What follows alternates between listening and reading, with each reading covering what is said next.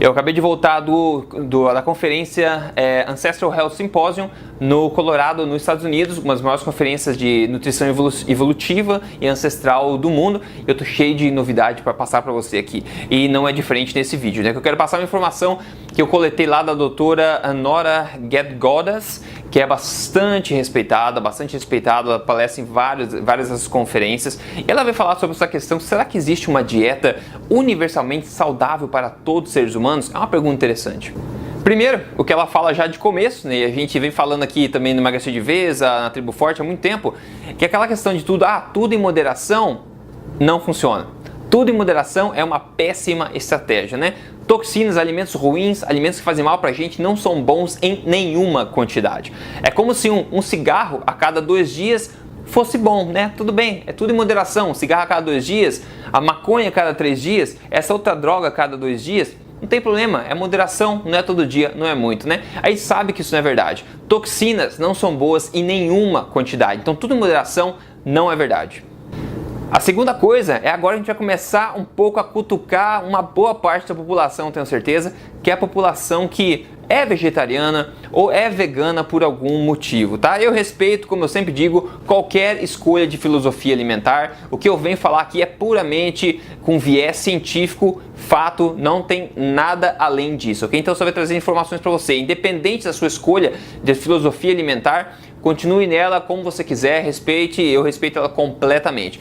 Mas a doutora Nora veio comentar pra gente também, trazer estudos científicos, amostras, fatos, enfim, que mostram que o nosso sistema digestivo, ele é muito mais propenso à digestão de alimentos animais do que vegetais. Certo? E tem vários motivos que mostram isso. Ao longo da humanidade, antigamente, né, se a gente for ver os chimpanzés, os macacos antigamente, eles têm, a parte da barriga deles é muito grande, né? Muito grande o sistema digestivo dele. Por quê? Porque eles têm que ingerir uma grande quantidade de plantas, né, de alimentos que não são tão densamente nutritivos. Então ele tem que ingerir tudo aquilo em bastante quantidade. Então eles tinham o cérebro menor e um sistema digestivo. O que aconteceu com os seres humanos? Depois que a gente começou a aprender a cozinhar, a comer alimentos animais, né, de fonte animal, aconteceu que o nosso sistema digestivo se encurtou. Nosso sistema digestivo é muito pequeno, então a gente tem barriga muito menor que um chimpanzé, de um orangotango, do macaco, né? Muito menor. E o nosso cérebro é muito maior. Então tem gente que fala, né, que a gente não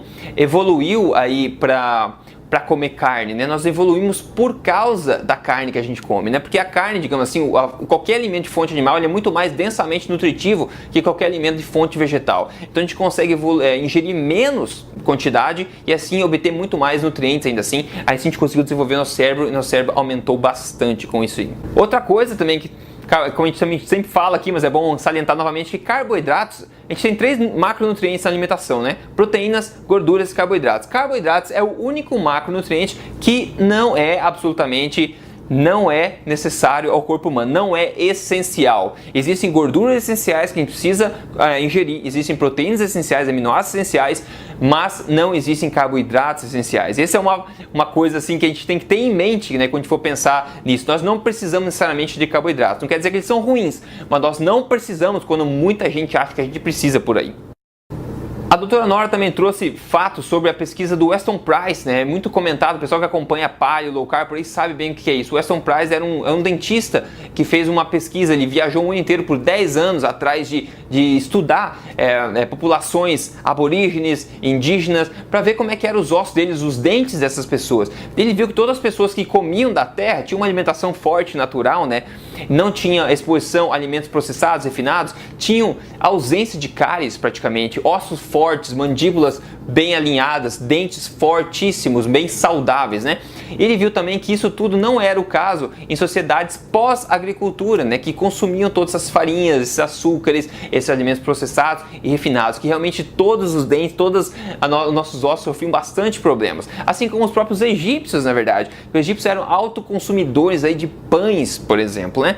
De trigo. Eles eram baixinhos para começar, né? E vários problemas ósseos, vários problemas nas arcadas dentárias deles, perdiam os dentes muito fácil. Os dentes deles eram uma nojeira, na verdade, comparado a essas populações de indígenas que comiam da terra, se alimentavam da terra, que eram extremamente saudáveis.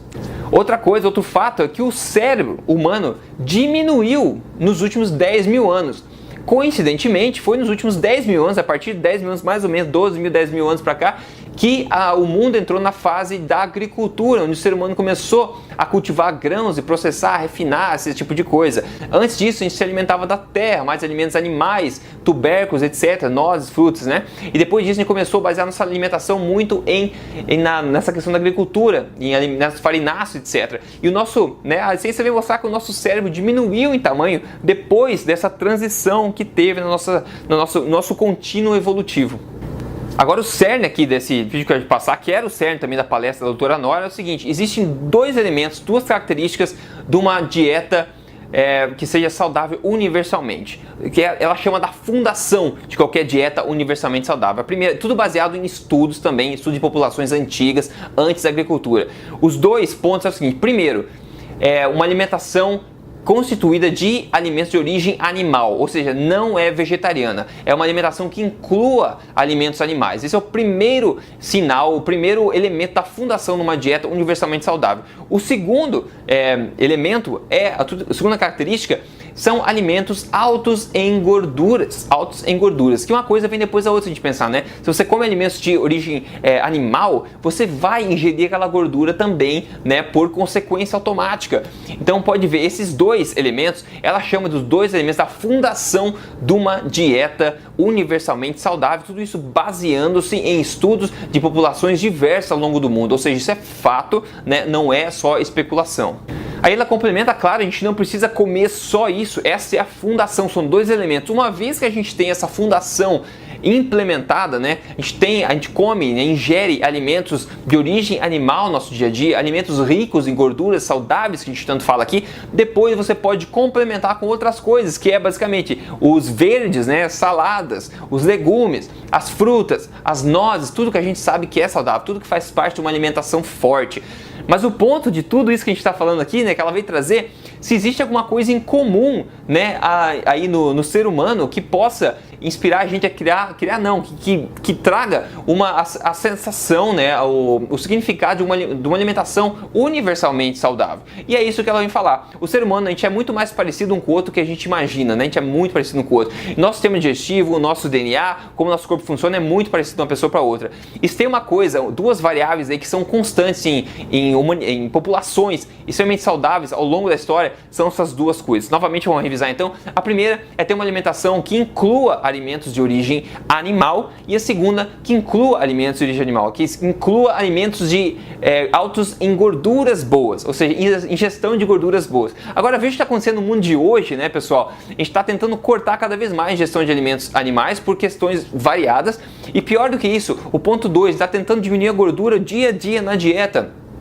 Com tudo que a gente vê por aí, né, todas essas sugestões, recomendações sem fundamento científico pedindo para a gente diminuir a ingestão de gordura na dieta, gorduras saudáveis, que a gente sabe que faz bem. E esse é um dos dois fundamentos de uma alimentação universalmente saudável do ser humano. Depois que você tem essas duas coisas implementadas, né, funcionando, aí você complementa com todo o resto dos legumes, vegetais, folhas e tudo mais, que deixam a sua dieta muito mais variada e rica. Mas se você precisa ter a base da sua alimentação funcionando antes de partir para todos esses outros complementos. Essa é a mensagem principal da doutora Nora. Eu tendo a apoiar ela e também a estar alinhado com esse conhecimento, realmente porque a ciência, né, não é achismo, é a ciência que mostra que esse é o caso, e empiricamente a gente vê que as pessoas obtêm os melhores resultados de saúde, boa forma, estilo de vida, seguindo esse tipo de coisa, né? Então, isso foi uma casca de nós, assim, um conhecimento rápido para você, mas se você quer mais detalhes sobre